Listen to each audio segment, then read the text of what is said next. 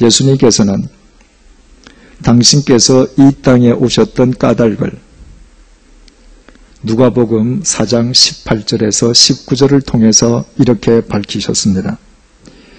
주의 성령이 내게 임하셨으니 이는 가난한 자에게 복음을 전하게 하시려고 내게 기름을 부으시고 나를 보내사 포로된 자에게 자유를, 눈먼 자에게 다시 보게 함을 전파하며 눌린 자를 자유롭게 하고 주의 은혜의 해를 전파하게 하려 하심이니라.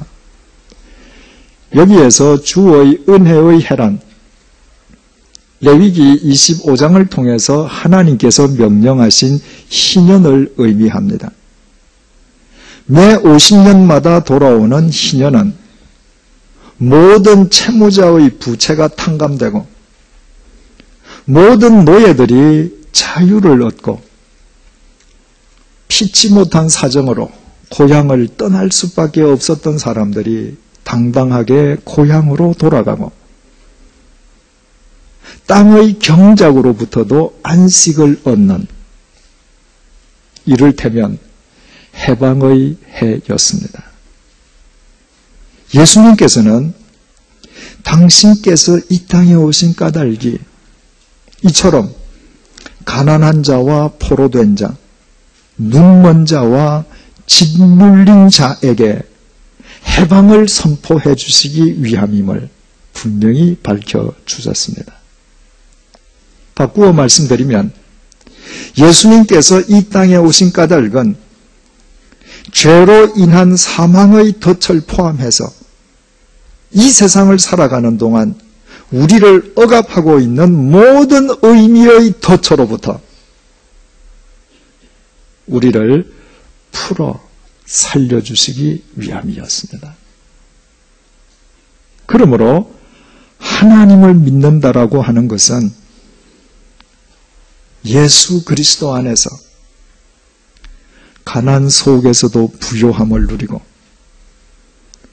나를 구속하던 것에 더 이상 구속당하지 않으며 지금까지 볼 수 없었던 것을 보고 나를 짓누르고 있던 것으로부터 자유하는 것을 의미합니다. 나를 둘러싸고 있는 상황은 전혀 변함이 없지만 그 상황에 임하는 내 생의 의미가 달라지는 것입니다. 바꾸어 말씀드리면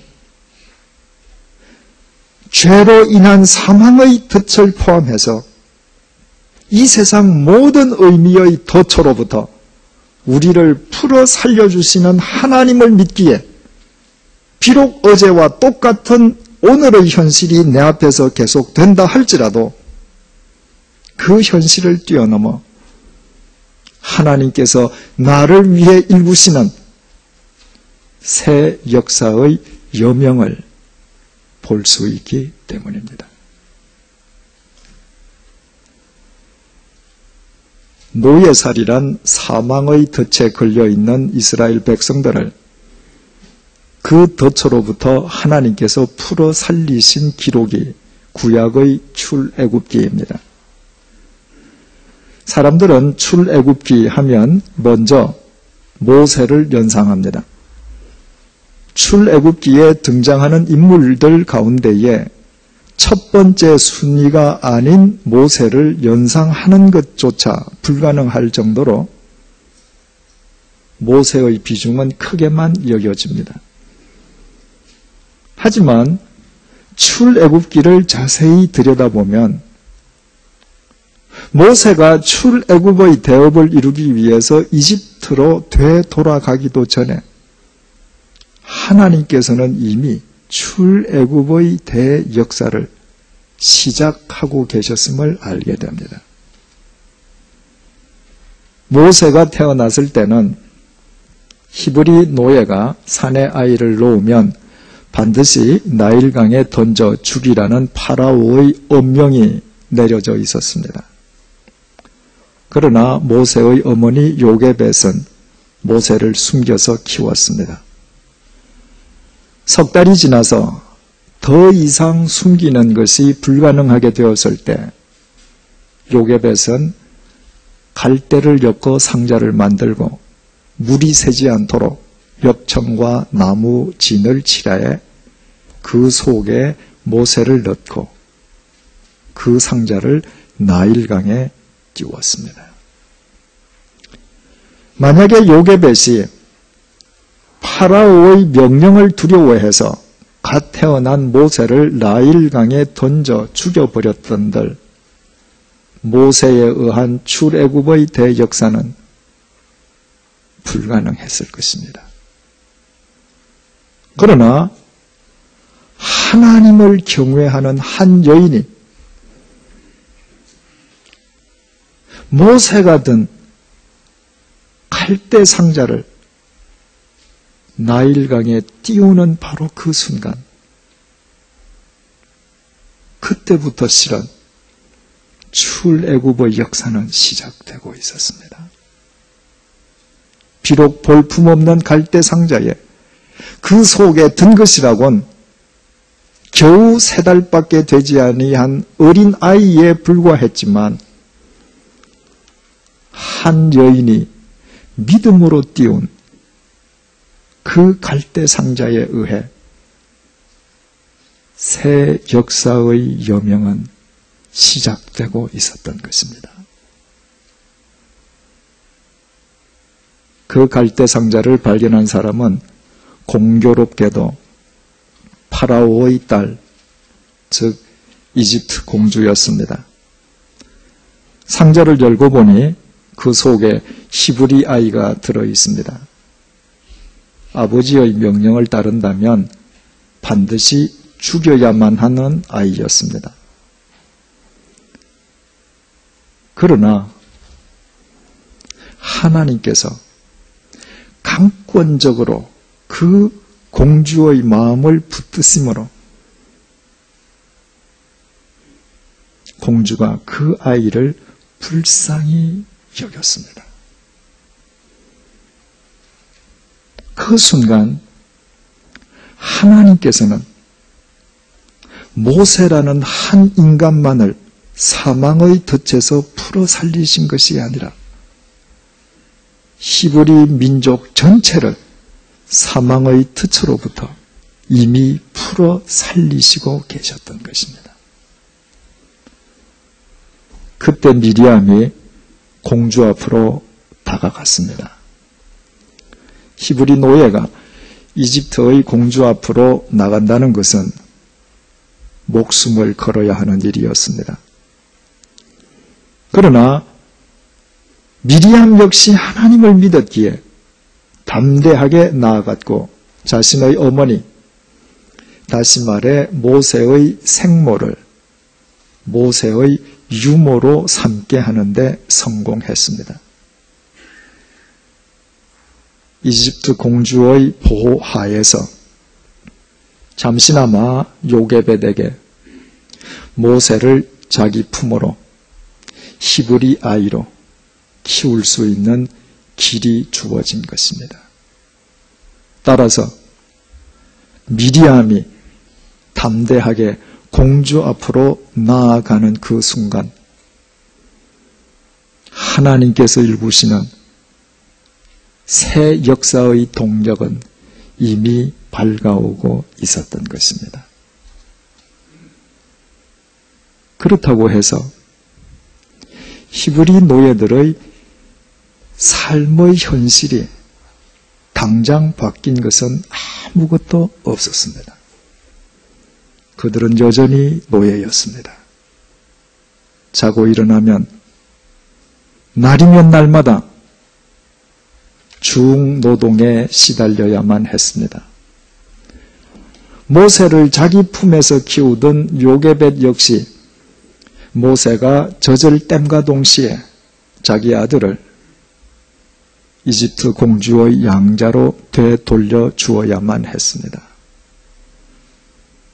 고달프고 혹독한 노예살이가 끝도 없이 이어졌고 시로라기 같은 희망의 빛은 그 어디서도 보이지 않았습니다. 그러나 바로 그 순간에도 하나님에 의한 출애굽의 대역사는 한치의 오차도 없이 착착 진행되고 있었습니다. 모세가 출애굽의 대업을 위해 나이 80이 되어서 이집트로 되돌아가기 80년 전부터 하나님께서는 이스라엘 백성들의 사망의 덫에서 풀어 살리시고 계셨습니다. 하나님께서 그렇게 하신 것은 이스라엘 백성들을 반드시 가나안 땅으로 인도하시겠다는 하나님 당신의 약속의 말씀으로 인함이었습니다. 그러므로 그 말씀을 믿는 자에게는 이집트의 노예살이가 더 이상 덧칠 수 없었습니다. 그 말씀을 믿는 자는 하나님에 의해 동터오고 있는 그 새 역사에 이미 동참하고 있기 때문입니다. 왜 하나님께서 이런 내용의 출애굽기를 성경을 통해 우리에게 전해주셨겠습니까? 단지 이스라엘 민족들의 역사적인 지식을 우리에게 전수해 주시기 위함이겠습니까? 출애굽기에 나타나 있는 이스라엘 백성들이 바로 우리 자신들이기 때문입니다.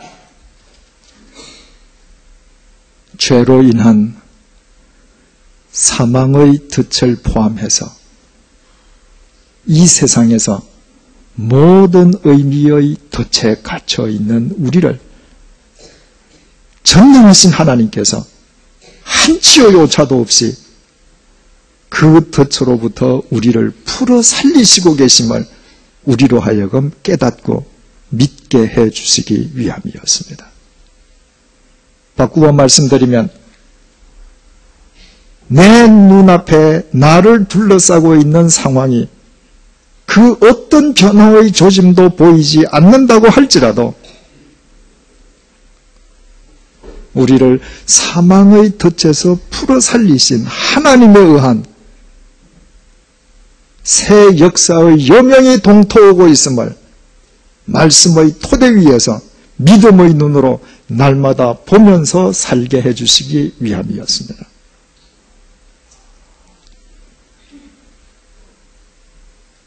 하나님께서 우리를 사망의 덫에서 풀어 살리시는 분이심을 일깨워주는 베드로의 이 설교는 오순절날 성령님께서 베드로에게 임하신 직후에 베드로가 행한 설교입니다. 따라서 우리는 성령 충만한 사람은 이 세상의 현실 속에서 사망의 덫으로부터 우리를 풀어 살리시는 하나님을 보고 믿고 그 하나님을 100% 의지하면서 현실을 걸어가는 사람임을 알게 됩니다.